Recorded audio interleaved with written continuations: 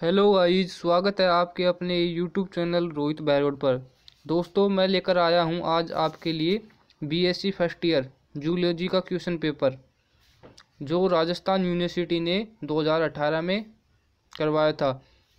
और इससे पिछली वीडियो में हमने BSc first year organic chemistry के 2018, 19 और 20 के क्वेश्चन पेपर डिस्कस कर चुके हैं। तो अगर आप हमारे चैनल पर पहली बार आए हैं तो चैनल को सब्सक्राइब ज़रूर कर ले ताकि आने वाली हर वीडियो का नोटिफिकेशन आप तक पहुंच सके। जो ये जूलॉजी फर्स्ट थी बीएससी फर्स्ट ईयर की, उसका जो क्वेश्चन पेपर था 2018 में आया था ये।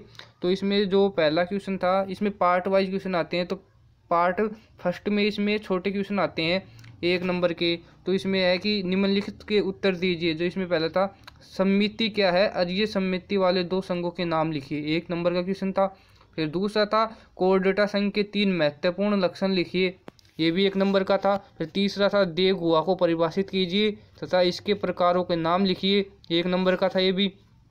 फिर था, प्रोटोस्टोमिया और ड्यूटेरोस्टोमिया में अंतर बताइए।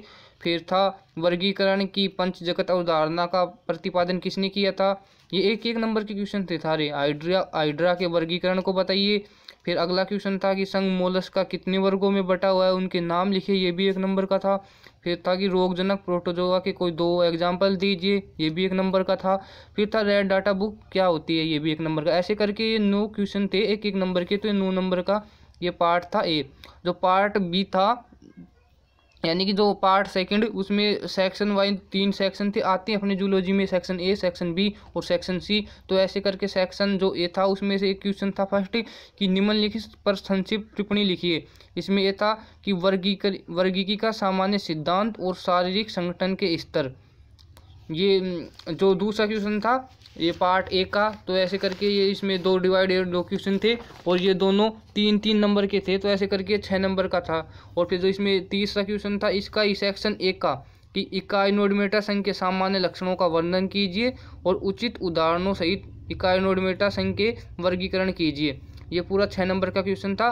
और फिर था चौथा कि उपयुक्त उदाहरण देते हुए प्राणियों में पाए जाने वाले सममिति और देह गुहा को परिभाषित कीजिए। ऐसे करके सेक्शन ए थे, उसमें से 3 क्वेश्चन आए थे 6-6 नंबर के।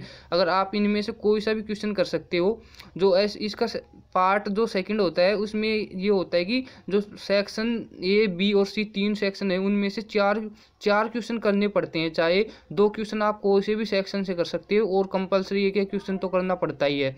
तो अगर आपको सेक्शन ए में से दोनों क्वेश्चन, 3 में से 2 क्वेश्चन आते हैं तो इसमें से कर सकते हो, और अगर बी में आते हैं तो बी में से कर सकते हैं। तो ऐसे करके आते हैं। जो सेक्शन बी है उसमें आया था कि अमीबा व पैरामीशियम में गमन को विस्तार से समझाइए, ये 6 नंबर का क्वेश्चन था।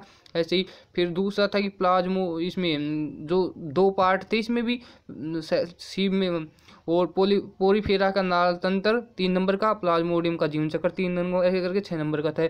और जो ये था, ट्रिप्नोसोमा के जीवन चक्र का विस्तार से वर्णन कीजिए। ऐसे करके सेक्शन बी में भी थे 3 क्वेश्चन थे, कोई सा भी कर सकते हो आप। जो सेक्शन सी था उसमें था कि फैसियोला हेपेटिका का जीवन चक्र पर विस्तार बताइए, जैसे ये 6 नंबर का था।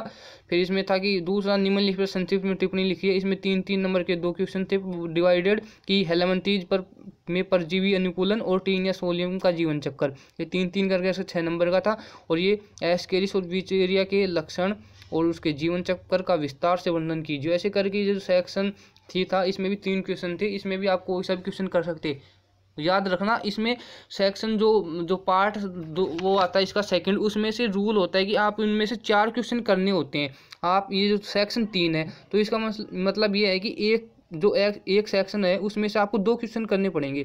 अगर आप बी से करना चाहो तो बी से कर सकते हो, ए से करना चाहो तो ए से, सी से, जो क्वेश्चन आपको अच्छी तरह से आता है तो उसको करना चाहिए। Thank you for watching.